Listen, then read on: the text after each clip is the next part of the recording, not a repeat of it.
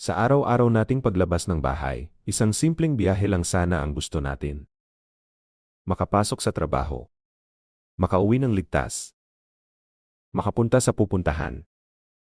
Pero bakit sa simpleng pagmamaneho, madalas na uwi sa sigawan, gitgitan, at minsan suntukan? Bakit tila ba nawawala ang disiplina kapag nasa kalsada na? Ito ba ay problema ng batas? Problema ng sistema? O problema ng ugali nating lahat? Sa video na ito, pag-uusapan natin ang disiplina sa kalsada, hindi para manisi, kundi para maintindihan. Kapag sinabing disiplina, madalas iniisip natin ay pagsunod sa batas. Pero sa psychology, ang disiplina ay self-control. Ito ay kakayahan ng isang tao na pigilan ang impulsive behavior. Kapag nasa kalsada tayo, maraming bagay ang nagpapataas ng emosyon. Init ng panahon. Traffic. Pagod. Pressure sa oras. Kapag mataas ang stress, bumababa ang self-control. Ito ang tinatawag na ego depletion. Kapag ubos na ang mental energy mo, mas madali kang magalit. Ang road rage ay hindi bigla ang nangyayari. Ito ay kombinasyon ng stress, perceived disrespect, anonymity. Kapag may sumingit sa iyo, ang una mong naiisip ay, binastos ako. Hindi mo siya kilala. Hindi ka niya kilala. Walang social consequence. Sa psychology, tinatawag itong individuation. Kapag hindi mo kilala ang tao, mas madali mo siyang i-dehumanize. May kinatawag sa psychology na just world hypothesis.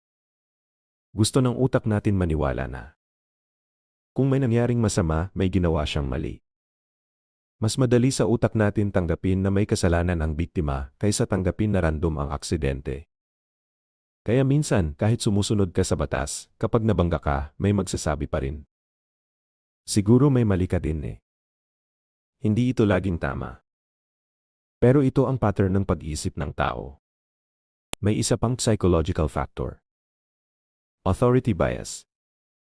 Mas madali tayong maniwala sa taong may uniforme. Kahit minsan kulang ang impormasyon kapag may nagsabi na may kasalanan ka. Madali kang ma-pressure. Ito ang dahilan kung bakit mahalaga ang malinaw na proseso at tamang investigasyon. Hindi ito atake sa kahit sino. Ito ay pag-unawa sa human psychology. Maraming nagsasabi, mahina ang batas. Pero kahit gaano kastrikto ang batas, kung walang disiplina, hindi ito magiging epektibo. Sa ibang bansa, hindi dahil sa takot sa multa kaya sumusunod ang tao, kundi dahil sa social norm. Kapag nakita mong lahat sumusunod, mas malaki ang chance na susunod ka rin. Hindi sapat ang rant. Hindi sapat ang galit. Ang tunay na pagbabago ay nagsisimula sa pagkilala sa sariling emosyon, pagkontrol sa reaksyon, pagrespeto kahit walang nakakakita. Disiplina ay hindi lang pagsunod sa batas. Ito ay respeto sa buhay ng iba. Sa huli, ang kalsada ay salamin ng lipunan. Kung magulo tayo sa daan, baka magulo rin tayo sa loob.